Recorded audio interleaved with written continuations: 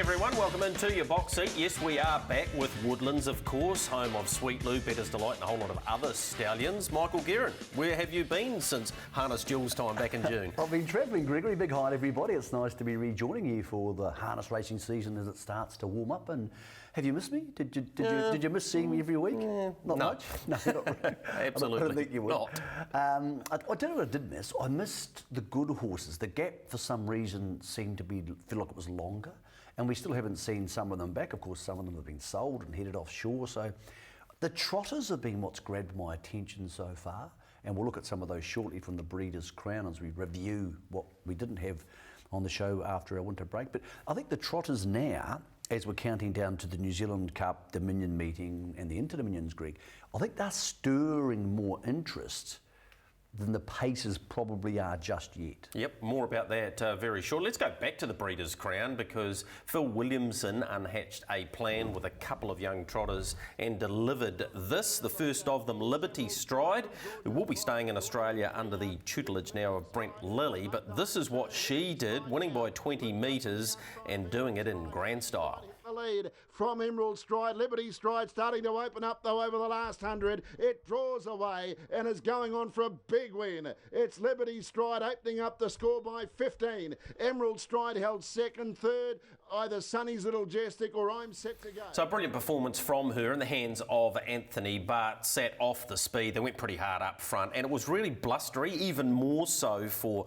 what we'll look at in a moment, Michael, Ultimate Stride, but she was too good and there's no real reason for her to come back to New Zealand. As we know, 4-year-old trotting mares, there's not a heck of a lot for them, certainly this side of Christmas anyway.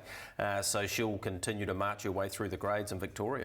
Yeah, and this is a master plan well hatched because she wasn't in her best fillies because she got behind the 8 ball and she wasn't ready to race in the Oaks. But because the season's become so long, Greg, there's options now for horses who are only starting to find their feet in May or June or July to go to the Breeders' Crown. Now, she's obviously a well-bred filly, now mare, and now she's a Group 1 winner. So this is a really smart plan because you wouldn't have ranked her in the top 10 3-year-old fillies in the country because there was no exposed form in March. Now she ends the season as valuable as any other horse in the country of her age. So, look, I think she'll go on with the job as an open class horse, one would think. The next horse, maybe even more so. Yeah, definitely. Ultimate Stride. We saw plenty of him, including a gallant placing in the Harness Jewels, but this was straight out demolition job. In Michael Guerin's terms, he won by a couple of cricket pitches, or maybe even more. But it is all Ultimate Stride. It's raced away. It's 25 metres in front. And what a performance from Ultimate Stride. A total domination. Ultimate Stride wins by 35. Great go for second. Andover Sun got second. As you can see there, Michael, a heck of a lot windier half an hour later, to be fair, and he didn't win by 35, Daniel. He won by 40, which, he just completely dominated them. But we saw a lot of that ability in New Zealand. And quite simply, a lot of our age group trotters, Michael, we have the wood over the Australians. Yeah, we do. We get the same stallions now because obviously a lot of it's frozen semen or transported semen, but we have just better brood mares in the trotting bunch than they have. They're starting to catch up a touch with people at Yabadan Farms, bringing horses in from France and a few others. But this was a very brave decision, and it wasn't actually Phil's decision. He had to choose ultimately to take the horse, excuse the pun, but the owner wanted it to go. And I would have thought after the Jewels, there's Emilio Rosati, the owner we mentioned, with the trophy. I would have thought after the Jewels he was a natural horse to put in the paddock. I thought he was a big, ungainly 2-year-old and a far more natural 3 or 4-year-old. But Emilio rolled the dice, as he's wont to do, and he's picked up a Group 1, he's picked up the Redwood as well, so well done to him, Emilio, because him and Mary put an awful lot of money into the industry here, and that money goes into people who are watching the show's pockets, breeders.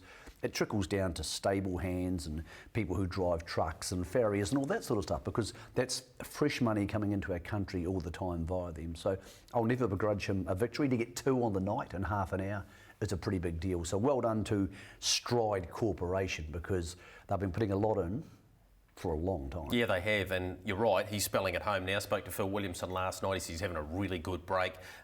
He'll be brought in around Christmas. Again, it'll be a long season. He can go back to the Crown if he wants to and have another crack at that. Continuing the trotting domination for us at the Breeders' Crown was this horse, Kratos, of course, owned by my co-host and Michael Guerin, and we'll get Dan to bring them home and talk a little bit more about what unfolded post-race after that.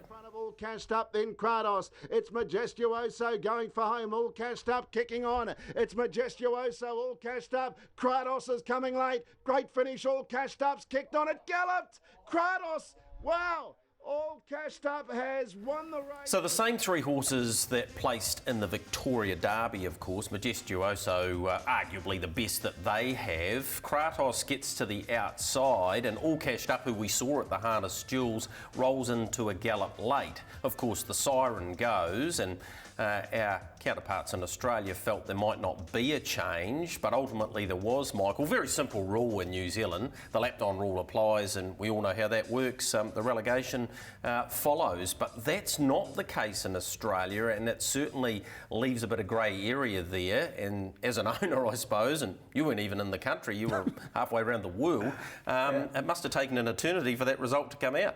I was pretty relaxed about it because I like the Aberdeen Farms people, so if they had won, good luck to them. The stewards decided that Kratos should be the winner. I'm not going to use the word ours or we or that sort of stuff because people don't really care that I own a share in it. I think the decision's right for two reasons, and we'll get to the second of those reasons in a second, and the second one is pretty hard to argue with. My belief is, in a trotting race, if you gallop early, which means you're tangled up in your gait, then and you recover and win, I'm fine with that. But if you gallop under pressure, and anybody who's been for a run or cycling or anything where you're under enormous pressure, having a little break or changing your stride or whatever you're doing is often what you do when you're tired under pressure. If you gallop in the closing stages of a race, usually it's because you're tired.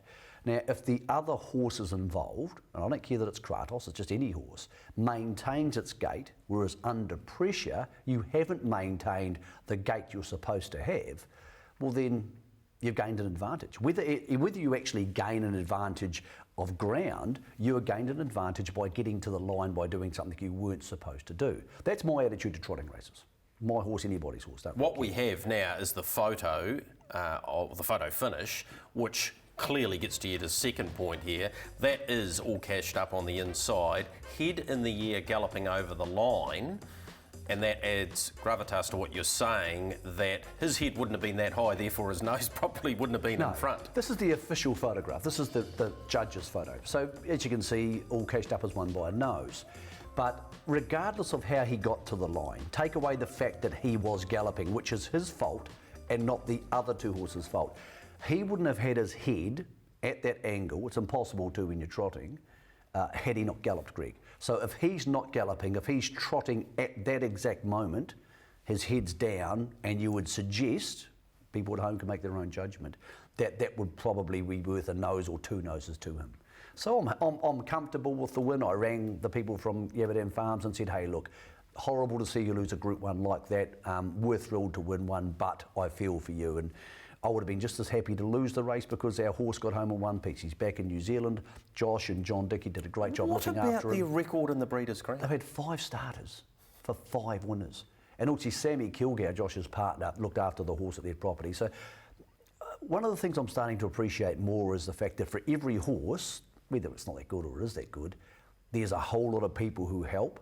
And you know that because obviously you have horses spelling and your wife's involved and has trained a lot of horses. And that's one thing owning does give you an appreciation for, is how even a horse like him who's not that good, to somebody is the apple of the eye. And there's maidens all over the country who are the apple of somebody's eye. So I enjoyed the experience. I'm not going to go on about Yabu on the Breeders' Crown, but the thing which was the most touching for me was Margaret Lloyd bred the horse with her husband Bruce, who has passed on since the horse was bred. Had a really good talk to Margaret after the race, and she was thrilled. She and her late husband, who was a great guy, bred a Breeders' Crown winner, and to me that was the most that was the most heartwarming part of the whole thing. Yep, well, congrats to you and the family, and 5 wins from 20 starts and $100,000. I know you keep suggesting that he's not the best, and I guess he's not, but gee, he's done a great job. Let's have a quick look at the Len Smith Mile too. Major Dan won this, and he broke 150. He can be a bit of a trick, this horse. Sometimes he doesn't want to score up, but this day he broke 150, and he was too strong. And in short course racing, it's his go in life, isn't it? Very much so, and these days trained by Kevin Bizzuto, and this lends us to a very interesting point.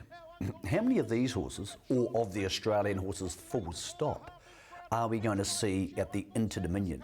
Because the nominations close 11 o'clock New Zealand time on Monday morning, and a lot of the trainers I've rung have said, well, how many's Mark Burton got going? Because they're that terrified of Mark's firepower.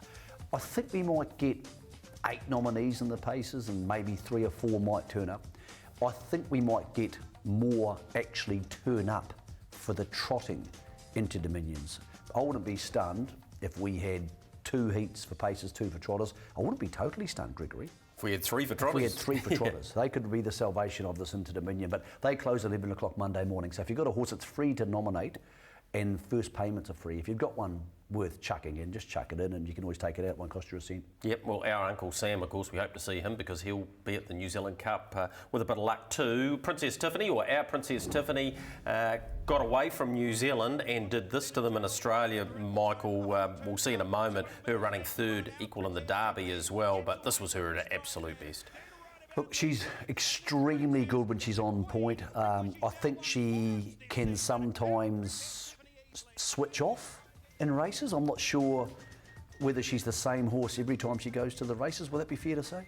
Well, this night she was the A horse, wasn't she? And she's just dead set bolted in. And Bella Montana had her measure on a couple of occasions, and I think ultimately at the awards on Saturday night, it's hard to suggest that this filly had a better season, but she was very good just the same, and she completely dominated them there, and then they put her in the Derby, which she was able to be placed in, but beaten by a horse that's equal favourite for the Inter-Dominion. The rise of Self Assured is nothing short of remarkable. He was brilliant beating Lochinvar here. I think he's a very good horse, but I think there's no chance he'll turn up at the Inter-Dominions. I can't for the life of me see why he was even in that market. He was in the market for the New Zealand Cup. It just doesn't make any sense. The good thing about the All-Stars is they have a website, so the information on where most of their horses are going eventually turns up in a public domain. So there's not many mysteries to it all. Well, he's 6 from 6. But he's never taken on an open class horse yet, and Mark showed last year with Turn It Up he didn't take him to Australia. Admittedly, it's in a different country, when he was in a similar vein, and he'd been through, of course, New Zealand Free for All and been placed in it behind Cruz Bromack, and he didn't go to the Inter-Dominion. So well, there's no guarantees their best 3-year-old or now 4-year-old. They've got Ultimate Sniper, so there's no chance he's turning up in any of these races that he was in the markets for, but that's a story for another day. Obviously a very good horse. Wouldn't be surprised if he turned out to be another Vincent type horse who could win an Auckland Cup or something like that. But I think we've got a lot of other open class racing before we see him poke his big snoz on the door. He's bred by Reg Caldo, so well done to Reg. He's been a long time. Another guy's been in the game a long time. Yeah, he has been. Father-in-law of Who's a better horse, Jimmy him or Curtin. Ultimate Stride? Ultimate Sniper, sorry, Stride. At this stage, I'd have to say Ultimate Sniper, but we haven't seen the bottom of this horse at all. He rated 154 back-to-back weeks. I think he might be faster than the other horse. The other possibly. horse might be stronger, but we'll find out. Yeah. Well, we're counting down to the New Zealand Cup, of course, and it's not too far away now, a couple of months to be absolutely fair. And Michael, we've already had a couple of races, which we'll have a look at shortly. Typical New Zealand Cup build-up races. Sprint home, sub 55, in some cases sub 54, and horses on the speed or you're not in play. That's pretty much stock standard. Every season we have these races at the start of the season where they muck around and they sprint home in very quick sectionals. And then somebody gets sick of it.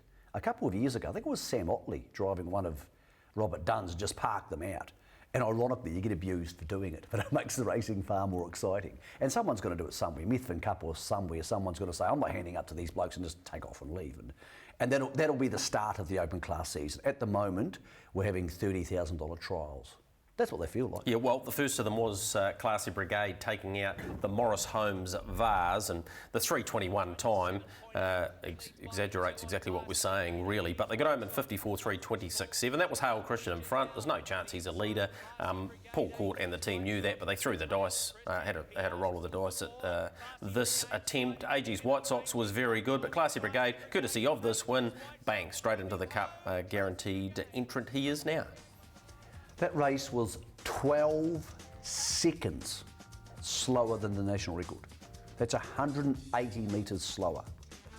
So I'm happy for them they won. It's totally irrelevant as a New Zealand Cup build-up race. That's it. That's all we need to say about that. There were three move other attenders in it, but a couple of those certainly weren't free-for-allers. Just on that, Greg, well done on the club on putting it on. Yep, they went. They went with what they had, and, Yep. and you know, those horses are in work for those races. So Anytime you have the best horses at a meeting, or good horses, people will look at the meeting. Same as the gallops. You look at the go, oh, okay, well, Melody Bell's racing today, and then you pay attention to the meeting. So if you have open class horses there, it's far more interesting than not having them there, and we deserve our good horses to get runs in these races. But is it relevant going forward as a form guide? Absolutely not. I think, Michael, clearly there's been a change in pathway towards the New Zealand Cup, and horses like the Fixer winning last year, and horses not starting to the first week in October. So the old adage you had to be up and going in August is gone. I don't know that means we need to completely revamp the open class season, as has been suggested by some, because the Hannon Memorial this year was a deep race, which we'll have a look at the moment, and Chase Auckland won the new Brighton Cup. We'll have a look at that now for you. This was one at the start, and the quality of this race was a bit deeper. The run of the race, no doubt, was Spankham. He was brilliant. That's Ultimate Sniper in the trail, and AG's White Sox ducking through on the inside. But again, home in unreal time. In fact, Spankham's last half was 54 dead. It proved what we all know, but people don't like talking about it because it makes them a bit uncomfortable. And that's the fact that there's open class races, and then there's open class races with the All-Stars in them. They're two vastly different things. All form and open class races, like this week the Spring Cup at Alexandra Park, is, okay, well, how would they go against the All-Stars? That's just how the conversation goes. Because three of them turned up here, fresh, chucked into a race they weren't going to go to, and they ran first, second and third. Correct. And that's going to be the whole season. Now, that changes when Tiger Tara gets here, or a Buster Brady who might come back and be willing to park some people out. But the bottom line is, they're the best horses we have, and that's how it's going to be until someone retains some of the horses who we keep selling. Yep. Classy Brigade missed away in that one, and he didn't in the Hannon, of course. He stepped away really well. And John Dunn, you know, he was thinking about leaving Spankham out. But this is the Miracle Mile winner. When he found the front, actually read an interesting quip on the All-Stars website. Natalie Rasmussen said once he found the front, there was more chance of him getting beaten, or as much chance, as Mr. Hannon, whose name's associated with it, turning up and doing the presentation. He's virtually unbeatable once he gets the lead. But look, he is, especially that easily, and John did the right thing. If he goes to war there, then Ultimate Sniper's sitting on his back and he gets nothing. He drove his horse to his best advantage, and it finished second. Actually went very, very good. Just goes to sum up how difficult it is to study standing start form. Chase Auckland was brilliantly away at Addington, absolute pig the other day. Reversal, Classy Brigade, absolute pig at Addington, away first there. There's no rhyme or reason to why horses go away or don't go away. I've given up trying to pretend I know. You hope when you back a horse in a standing start it goes away. As for the winner, it's going to take a lot to convince me, Greg, between now and Cup Day, he's not the horse to beat in the Cup. All right. The horse missing from there was You May Collect. Now, he has a stone bruise. I did contact Kirsten Barclay, co-trainer and driver, yesterday, and she said nothing further to report at this stage. So you don't want to be having those sort of hiccups, and that was going to be his first foray, if you like, into open company. Where he goes next, who knows? Yeah, well, she told me last week probably the Canterbury Park, the Canterbury Classic next yep. week.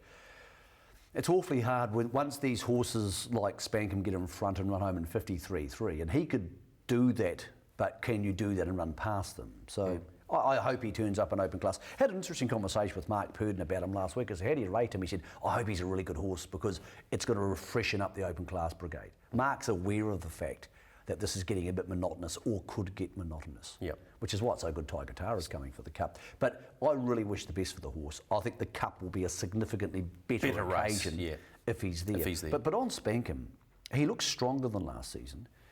I had a same conversation actually with Mark last week. He wants to be able to drive him cold. Now, he couldn't last week because they were going too slow, but I think he thinks in the New Zealand Cup the best version of the horse will be driven with a sit, which doesn't make Is that the 2 mile factor? Yeah, the 2 mile factor, and that the fact that unless you're Lazarus, not many horses just stroll to the front and win the New Zealand Cup. Tiger Tara could be a factor there, Buster Brady. The Australians might be less likely to get out of his way. The interesting horse is the defending champion. We haven't seen the fixer at race day yet. I think they're having a few niggly little hoof problems. He's got problems with his feet, he always has. And it's not panic stations because he's not a big, robust horse. And he also had an interrupted stage in October to his prep last year and still won the Cup. But every week that goes past where he doesn't turn up in a race, and he was supposed to be at the workouts yesterday, every week he doesn't turn up, Greg, a few percentage points drop out of your mind. Well, this time last less year, comfortable. This time last year, he'd won 2 and finished 3rd in the New Brighton Cup. Then he had to freshen up because of his feet issues, and obviously turned around and won the Cup. But I spoke to Mark about that also. He said they're looking at putting flip-flops on him. Now, they've had quite a bit of success with flip-flops to cover the frog and stop the horse... concussion-wise, yeah. But it doesn't boost your confidence, but in saying that he had a similar prep last year from the point of view that it was interrupted at one stage. But it's hard to run in jandals, I'm hearing through, which is probably a fair point. He starts to fall back in the pack until we see evidence that he is forward enough to win the Cup, and that evidence hasn't been shown in public yet. Guerin Chico and Henry Hubert going to the trials today, so they're a couple of new additions. What about to the Canterbury Classic, which is Friday week, and Spankham now flip of the coin? I don't know that I want to be betting into this market at this stage, because if Spankham draws 1 the second row, provided these sort of numbers turn up, then he might be in a little bit more pain, but he deserves to have top billing at this stage, well and truly. I think it's really good the bookmakers are opening long distance markets. Like, we've got futures markets for all sorts of races. And I think it's good we have these pre-noms markets, but I think the percentages make them not that inviting, and I'm interested in the limits. I think of the Dominion from stuff I saw last week, or the New Zealand Cup, you can win $1,200, which is a relatively fair amount of money this far out in a small pool. But I'm not sure that's going to get too many people that interested, and the percentages are quite tight. It's definitely a step forward. I mean, we've got markets up till Christmas, races like the National Trot, and I think it's definitely a step forward, but I get your point around. Well, the reality is this, Greg, and let's not bullshit the people at home. Our harness bookies don't have the same confidence as our Gallops bookies because their return on it isn't as good. So they keep tightening the markets, and that money goes back to the industry. They can't afford to give money away. But when I see a market which is too tight, I just ignore it, and most other punters are smart enough to do so too, and therefore they're of no real value. I would like to see them loosen them up by 5%. Some people would say, well, then we're giving money away, but no, you still have a big advantage. So horses don't turn up in races all the time. Horses get scratched. You talked about the Inter-Dominion before, and Spankham $7 into $3.40 now. Self-Assured pushes out a wee bit. The fixture's still right in there at $5. Ultimate Sniper $7. It's a bit of a familiar tune here. Tiger Tara at 9s. I'm looking further down the page to try and entice me here, Michael, but I can't really find myself digging any deeper than this. Well, I think Spankham's a better chance of winning the Inter-Dominion than he is the New Zealand Cup, and I think he'll probably win the New Zealand Cup. I think that the mobiles will suit him. Alexandra Park suits him, and we don't know that Alexandra Park is going to suit Self-Assured yet. Tiger Tara hasn't raced there for a long time. We don't know he's even going to turn up. Buster Brady is coming to the New Zealand Cup, but probably not the Inter-Dominion. And Bling It On. Yeah, I was just going to ask you about him because he's in edition. Saturday night. Yeah, and he's going to the Victoria Cup. Now, he could be a late addition to all these races, not the New Zealand Cup, but the Inter-Dominion. So I think Spankham's better suited to the way the Inter-Dominion's going to be run. But again, with those markets, it's not a big deal. I realise some people will still be comfortable having them to punt on, but I can't imagine, Greg, they're taking too much action on these races. Next week, for example, Canterbury Park Trotting Cup, which we'll get to later. $1.85 Sunday Sun, $2 Oscar Bonavina. Well, if you back a rugby team at $1.85, you're getting $1.95 for the other team. And then there's all the other horses in there, including there's only a Marcoola. two-horse race. Yeah. So I just think there should be some loosening up of this, because I think if I could get in a time machine and change one thing about harness racing in this country, I would ban fixed odds betting. Would you? It's absolutely screwed turnover in this country. I'll tell you why it's screwed turnover. In fixed odds betting, they can restrict you. If I want to have a bet on the tote or whale, or anybody who's a winning punter wants to have a bet on the tote, they can't stop you. You can bet as much as you want. But on fixed odds, they can. So someone like, for example, Craig, all right, I'm happy to tell you this. I can get on Thursday night's odds to win $300. Well, it's a waste of my time. I'm not going to bother. So then I stop betting. I have one harness racing bet a week.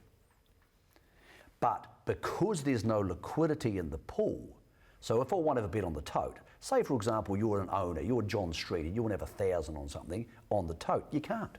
Tote pool's too small. Now the Gallops can cop it because the tote pools are big enough that it can support the dual ability of a fixed odds pool. But in Hong Kong, there's no fixed odds betting. For this reason, the tote pools need to be bigger. Now I know you can't put the genie back in the bottle. But when we let that genie out of the bottle, what we've said to the bookmakers is, you have the power to say whether your leading biggest punters can punt. Now, once your biggest punters stop punting, whether that's me or Craig or 20 other guys who are winning, you lose a lot of liquidity in pools. Those pools just dry up. And then you start having percentages have to go up, and you have no money in the win pool. Now, you work all the time, and you're always looking at the bottom of the teletext. I know you are, just like me. So we often have races with $10,000 win pools, $12,000 win pools. And so people who are successful gamblers, who are the people who put all the money in that gets the ball rolling for every race, they can't bet anymore. That's been taken away from you. And once you take that away from people, Greg, something else happens. They say, I don't want to buy a horse anymore. I don't want to own a harness. I don't want to own a harness horse, I can't back it. I'll go buy a galloper. And once you start going in that very slippery slope, I'm not sure there's a way back. That is the single biggest problem facing harness racing turnover in this country, and anybody who doesn't believe that doesn't understand how the game works. Yeah, good discussion, and maybe we'll spend a bit more time on that on the box seat. Actually, we don't need to. No, you've just hammered it. That's the whole story, right, Gregory. Beautiful, done. That's it, baby. As we go to a break, we're going to have a look at the trotters when we do come back. But speaking of trotters, here's Abibdi and her Colt Foal by Father Patrick. Of course, she still holds the record for a female over 2,600 metres set in the Derby, and a beautiful looking colt that is at Neverliar Stud. Short break for us. When we come back, it's trotting time.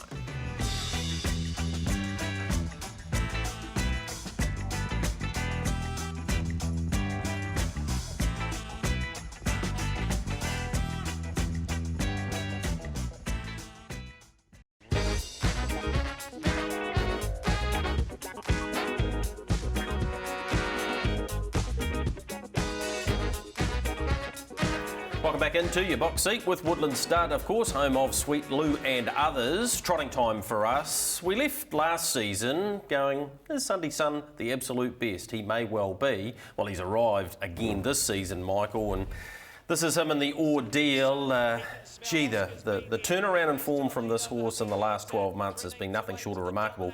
This is Mumbai-esque. He is just dominating these fields. What I like about it is two things. What you're seeing now is good, and this is where you win the money.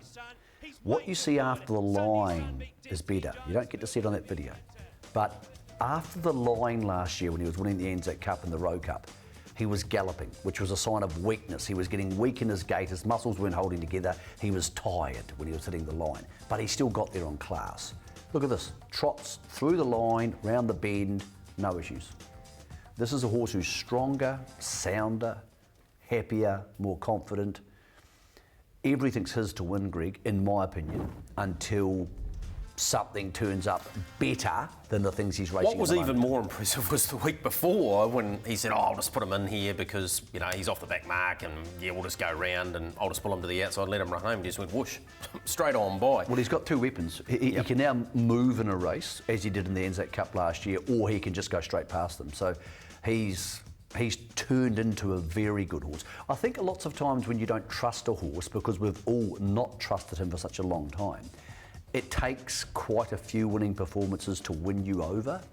But he's won me over now. He's won 8 of his last 10. You can't argue with it. He's won 8 of his last 10, and one of those defeats was to Speeding Spur, where he went down a short margin in the Trotting Championship. So he has been awesome, and he's the sort of horse that we need in the trotting game. We also need this horse, Oscar Bonavena.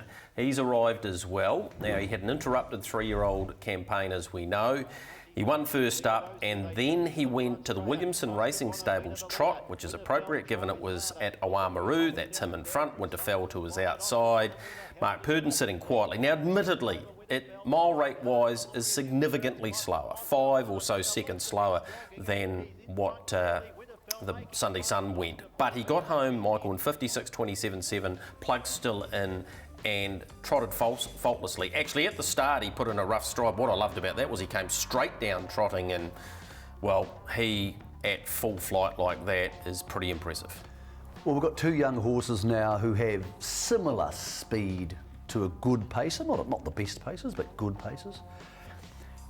Interesting situation. They're going to clash next Friday, so Friday week in the Canterbury Park Trotting Cup. Oscar Bonavena's off the front, and Sunday Sun went to the trials today, hoping, the workouts at Rangiora, hoping to get back in the draw, so to prove he can come off the unruly for standing starts.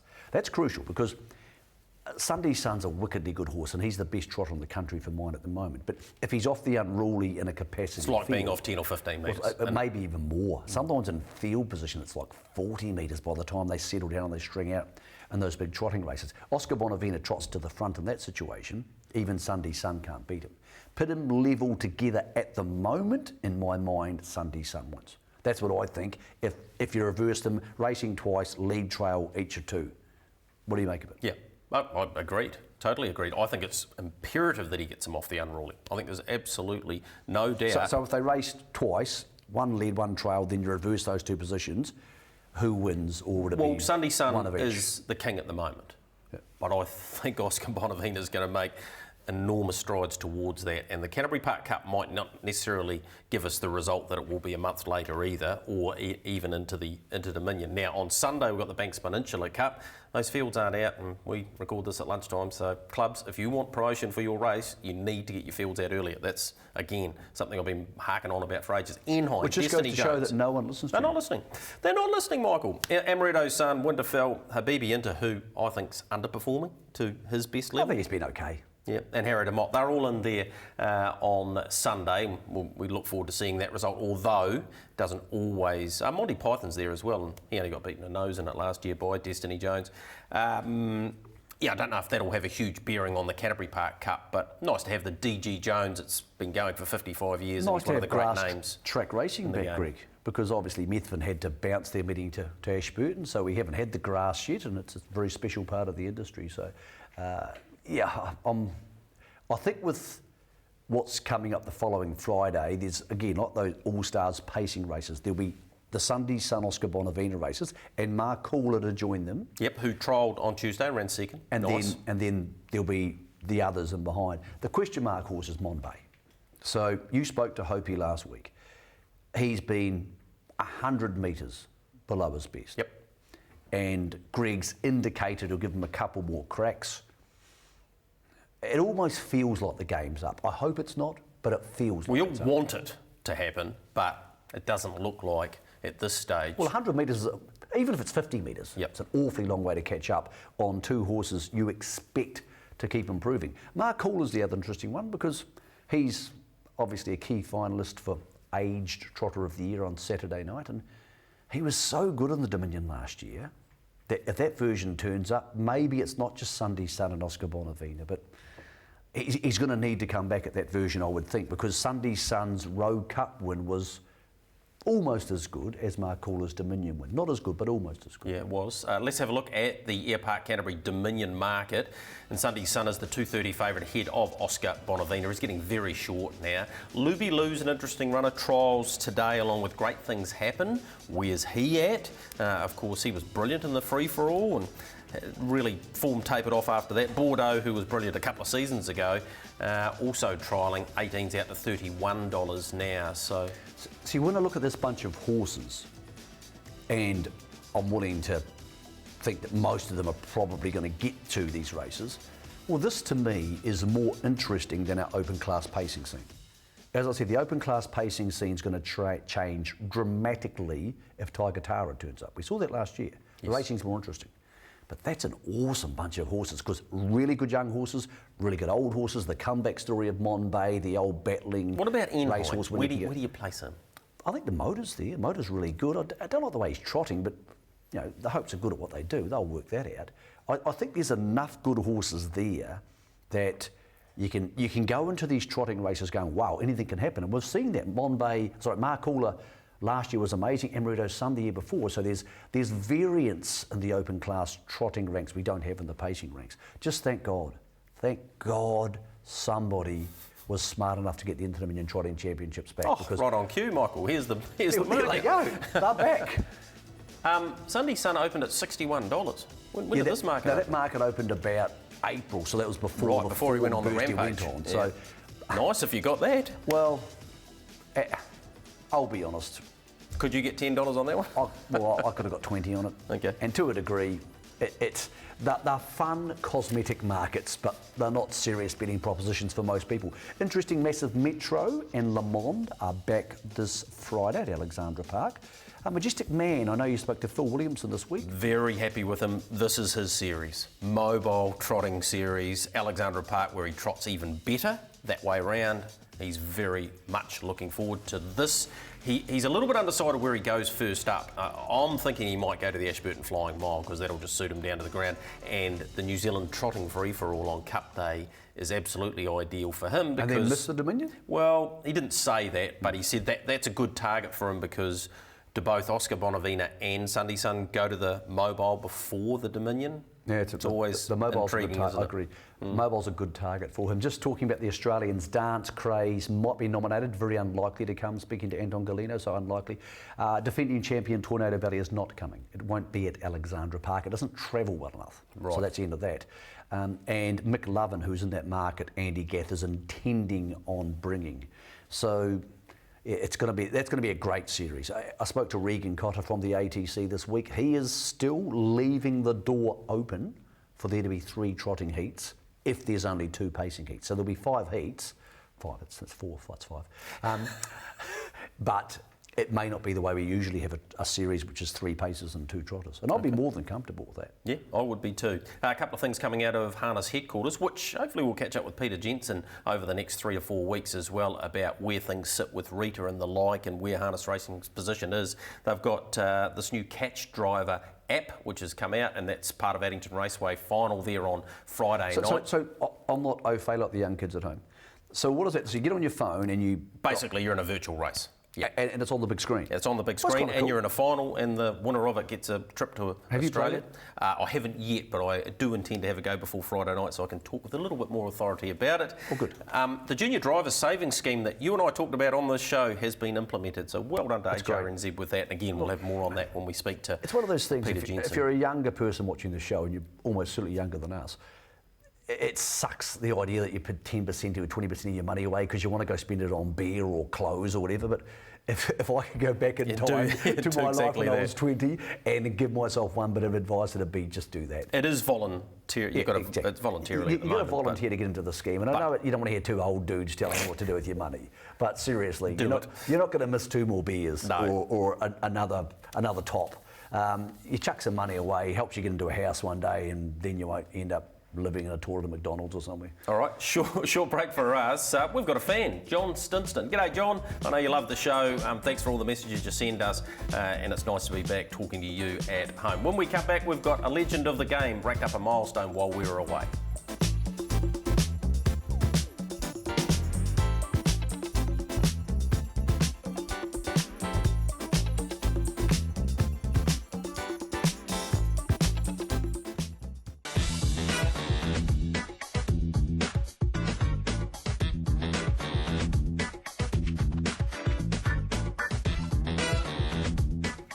Welcome back into your box seat. Time for us to have a look at a milestone that was achieved whilst we were away. In fact, it wasn't that long ago. Brent Mangos has been in this industry for a long time, Michael, and we're about to have a chat to him. But what an effort getting to 1,500 for a guy who hasn't really driven exclusively for one stable in that period. Yeah, it's a big deal because the 2000 club only has the 4 members, Morris, Tony, Ricky, David Butcher and Dexter, so 5, but 4 driving in the country at the moment.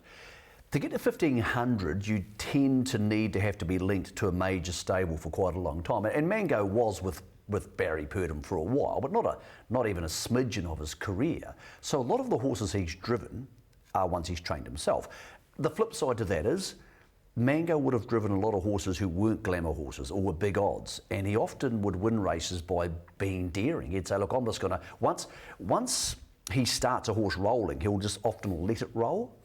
And it's a daring move, and I think that's got him a large percentage of those. I'll tell you what, wins. it's a scary sight when he does it as well, particularly if you're in front and he wants the lead. He's joined us on the phone too. First of all, Brent, congratulations on achieving 1,500 wins. That takes you inside the top 15 of all time. I know you're not a huge stats man, but I'm pretty sure that would have been very satisfying. Yeah, thanks, guys. No, yeah, certainly has been, and it's good to get there. And as I said to Mick earlier on, I don't think I'll see the next 1,500 out, but to get the first 1,500 is good. All right, Vespa was the name of the horse. We'll have a look at that now. Brent driving for Tim Vince, and well, you get up the passing lane here and was a little bit too good in the end, but yeah, like I say, very satisfying, and you're in pretty illustrious company when you look through some of those names. Yes, without a doubt.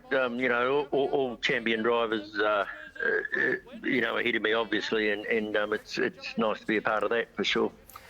Robin Mack, your first winner back in February of '82 at Northland for Steve Heaslip. How far back in the memory banks does that make you go? How does that make you feel? Yeah, but I think I feel about as old as it sounds too, don't worry. But yeah, no, I do remember that was when I was just working for Dave Gibbons actually at the time, and just got my junior driver's licence. So yeah, a long time ago, but yeah, real carter.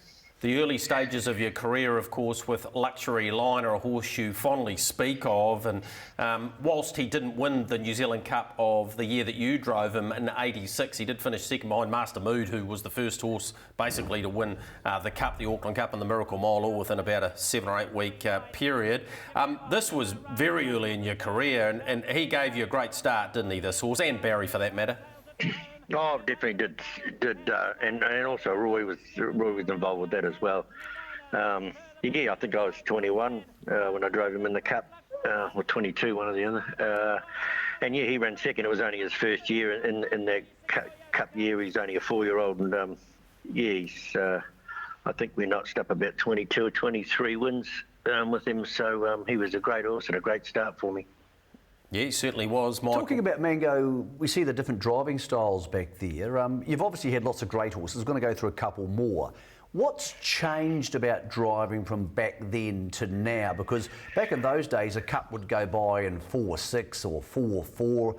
These days, it's 3.53. Back in those days, 2.45 was a good time for 2,200 at the park. Now they break 2.40 in the maidens. Has that middle section of the race become far more aggressive and far more strongly run in those 20 or 30 years, Mango? Mickey, I'd say probably that's a lot to do with it. You know, years ago, the first sort of lap, and then there'll be a bit of ease up, and then the last sort of half mile. But yeah, it probably has changed. But look, the tracks have changed a hell of a lot too, Mick, in that time. And also the carts we use now, and there's a lot of factors, I think, come into that. I don't really know whether driving's changed so much. You get into that top level of horses, and the 98% of the drivers are all top drivers anyway, so, and they always have been. So I'm not really sure whether the driving's changed. What about the horses, Mango? What about the horses? Are the horses better now because the times are so much faster? They're like 8 seconds for the mile record over the last 30 years.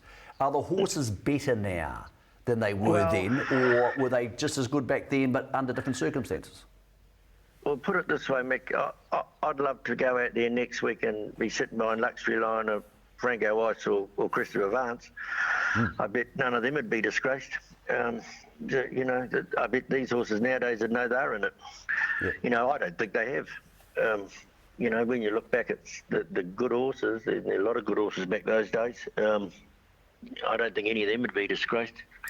You've always been surrounded by top females, starting with Di, your wife, of course, and your daughter, for that matter. But a couple of female racehorses have been very special to you, Molly Darling being one, and I've often talked to you about how special it was when she was able to beat Mainland Batter. But Better Cover Lover did some things on the racetrack for you, Brent, including the one we're showing now where she came back from a horrific injury and beat Carabella, the only horse to beat Carabella, and did it twice in the Queen of Hearts. This meant an awful lot, didn't it?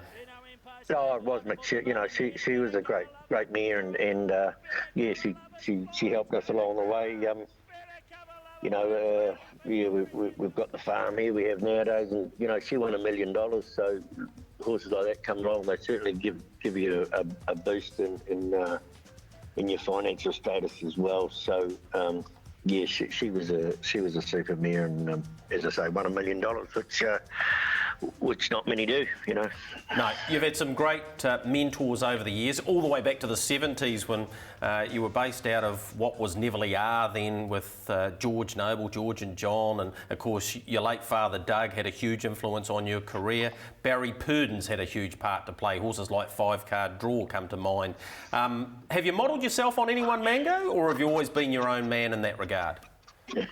No, it was just my own thing, you know, hopefully, and sometimes it's worked out good, sometimes it hasn't, isn't it? But yeah, I always just sort of do my own thing.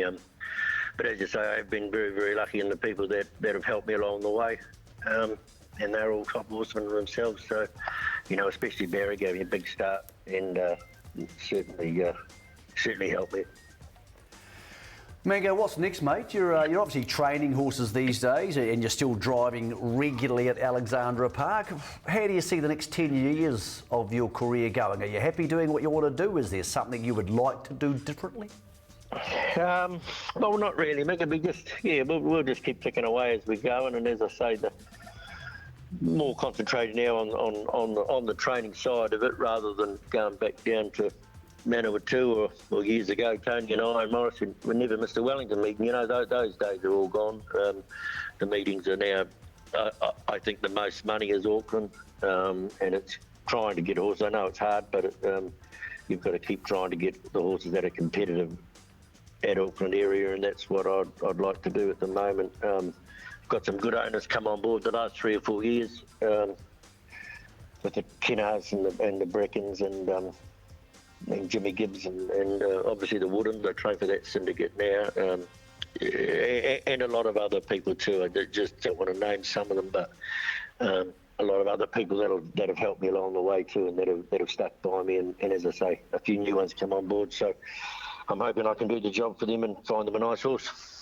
All right, Mango, I know you're not going to want to do this, but bad luck, you're on live television, so we're going to do it. You can only have one name here.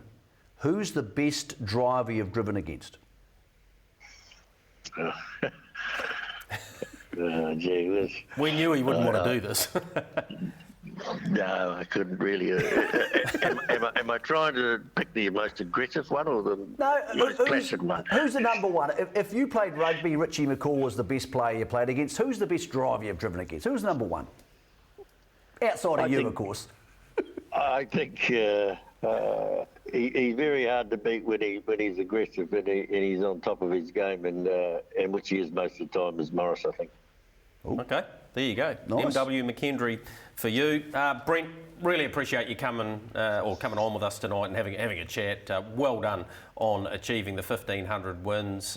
15 Group 1s in New Zealand, a whole heap in Australia as well. So you've certainly been one of our leading lights in that regard for a very long time, and always great to us on trackside. So well done on achieving that, and we look forward to seeing many more winners with you. Yeah, thanks very much, guys, and appreciate it. Thank you. Brent Mangos. It's a lot of wins, isn't it? It is, and he's such a character, and he'll let you know if you make an error too. But he also will sit down quite often and love talking about the older horse. And when he reeled off the Christopher Vances and good point. those types of I forgot horses, he drove Franco Weiss. That's right, Franco Weiss, was a great horse, brilliant horse. Yeah. And look, he's done his bit to keep the stewards honest. Sometimes I think he hasn't knocked on the door before he's barged in. And hey, he's blowing up at me and blowing up at you for different things, because it's good to have people who once in a while want to tell you when you get things wrong. Yep. So I think you need people like him in a driver. He's a fantastic driver. Here's the list. It's a great list. My apologies. Colin De Phillippi's passed the 2000. Sorry, CJ.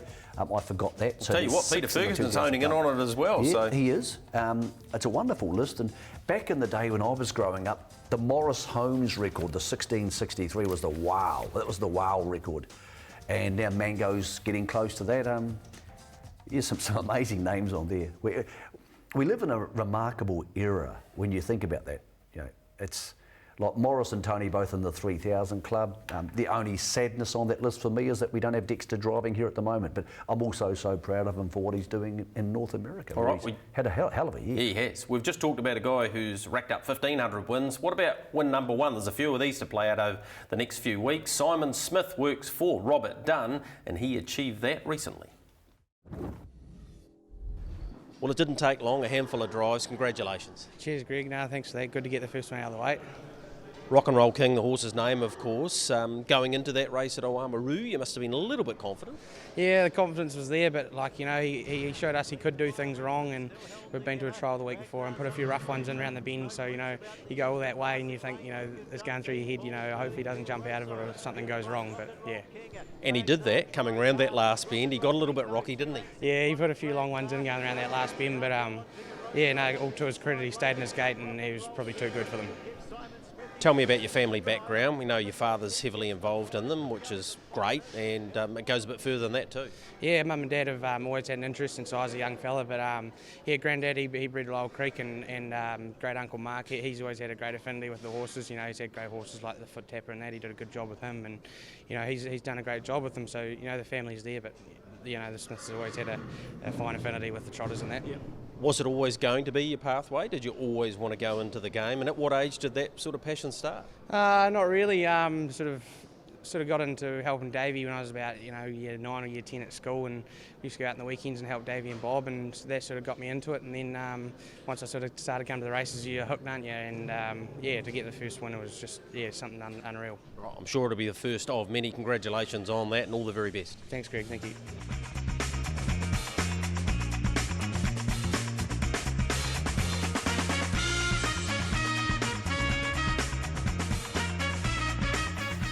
Yeah, and well done to him as well. We've used him on trackside a bit, covering the Robert Dunn team, and he's a young fella doing the business. And yeah. I think it's good you do those things. I think it's great that we recognise when people drive their first one. I often don't know.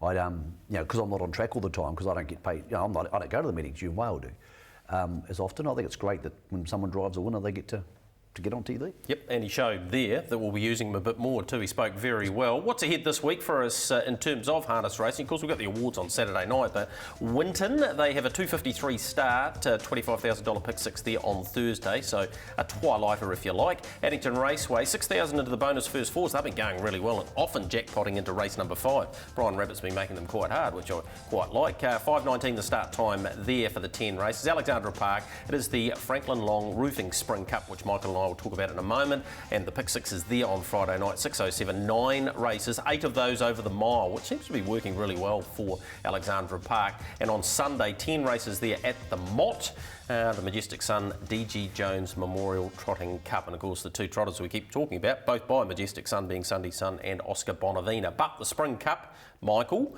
is a deep race, the Devil's Own. We've just been talking to Brent Mangos about him. He won the Winter Cup and then got beaten by Better Start Dreaming, who he lines up alongside. But Michael, there's one name there that we look right down the bottom of the page, is a serious harness horse and contender for the Cup if the right one turns up. Where is Star Galleria at? Yeah, galloped away last week, and he had a setback before that. They were worried the entrapped epiglottis operation was not as successful as they would have liked. They treated that region with antibiotics, and therefore that swelling has gone down. So Stephen Reed's happy enough with the horse. Galloping away last week was a disaster. What he wouldn't have been happy with, and nobody could have seen this coming, 14 horses in the Spring Cup. I thought they'd get 5 because the conditions have changed. It used to be a free-for-all.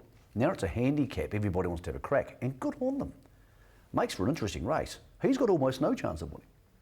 I mean, Greg... Not if 1 and 2 both step away. Exactly, 2,200 metres, or even if he's in the running line, 7 pairs back, that's 30 metres. It's an enormous disadvantage. I hope he wins. I hope he gets back to his best. But if the horses who Quinella the race last week, who, as you said, had drawn 1 and 2, step and lead and trail, they'll go 43, 44 off the front. So it's a mathematical impossibility. Yeah, so look, it's good to see a big field, and some of those horses aren't open class horses, but I like the fact that the trainers are rolling the dice. So we've now gone 5, 9, 14 in the last 3 years, so clearly making it a handicap is working. Well, also, these horses have nowhere else to go.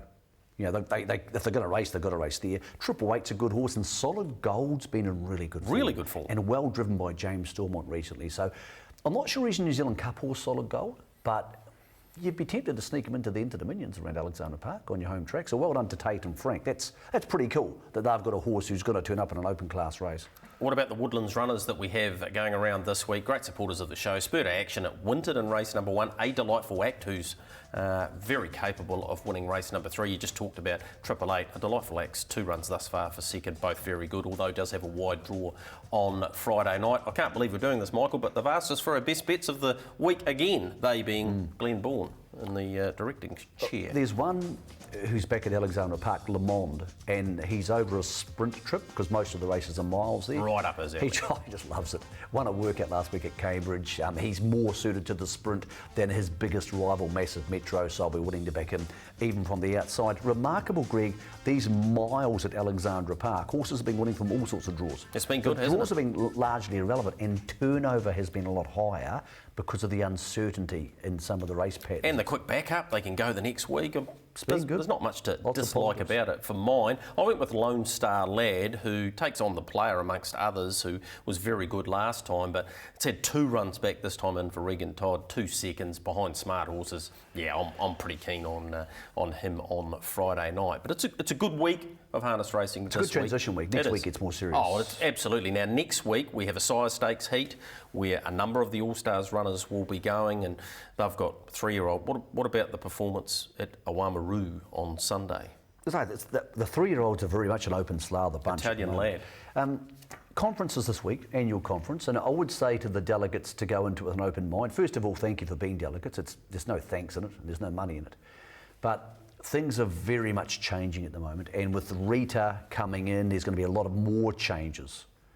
So I think harness racing needs to be very malleable at the moment. I think Peter Jensen, the new boss, is pretty good at that. He's a businessman. He's not stuck in his own harness racing ways, but there's a lot of pieces on the chessboard at the moment, Greg, and at some stage, harness racing is going to need to thump their hand on the table and say, hey, don't forget about us. This whole Messiah report and the Scalloping Love Fest is great, but we're still a viable part of this industry and a big contributor to the national economy. So I think the delegates need to trust in their leadership, but I think their leadership at some stage need to say, hey, we're part of this too. And I'm not saying they're not doing that yet, but at the moment, a lot of the conversation seems to be about one code, and both the other 2 codes, Greg, I think aren't getting spoken about enough. So hopefully that does change a little bit in the next 6 months, because it's an incredibly important time when it comes to market share and distribution and how much money the Racing Board and now Rita are putting back into your industry. It definitely is. Nice to be back. Thanks so much. And good luck with the awards on Saturday night. Next Wednesday, of course, will be a special edition of The Box Seat covering off those. Hope you've enjoyed it with Woodlands. We'll see you post the awards in a couple of weeks' time.